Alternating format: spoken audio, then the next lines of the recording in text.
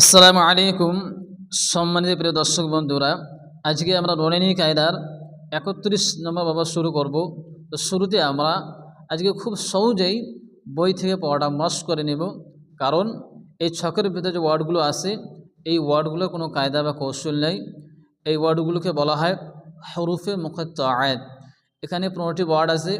এই ওয়ার্ডগুলো পবিত্র কোরআনে কারিমের ২৯টি সূরার শুরুতেই এই ওয়ার্ডগুলো এসছে। এই ওয়ার্ডগুলোর অর্থ এবং সারমর্ম একমাত্র আল্লাহ এবং রাসূলুল্লাহ সাল্লাল্লাহু আলাইহি ওয়াসাল্লামের মধ্যে সীমাবদ্ধ।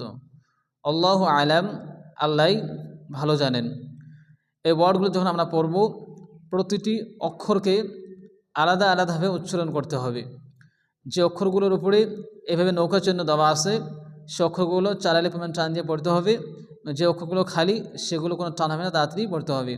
বাকি যে অক্ষরগুলোর উপর কী আছে, খারাজ জবর আছে, সেগুলোকে ১ আলিফ টান দিয়ে পড়তে হবে। তাহলে ইনশাআল্লাহ শুরু করা যাক। বিসমিল্লাহির রহমানির রহিম। আলিফ লাম মিম। আলিফ লাম মিম صاد। আলিফ লাম রা। আলিফ লাম মিম রা। কাফ হা ইয়া আইন صاد। طه طاسيم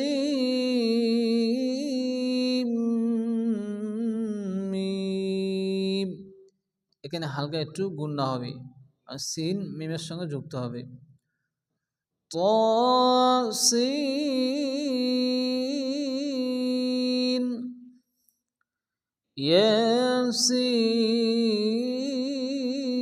ياسين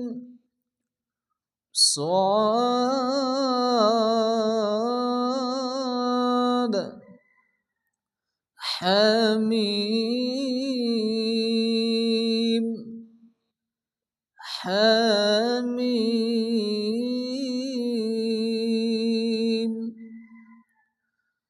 عين سين قاف قاف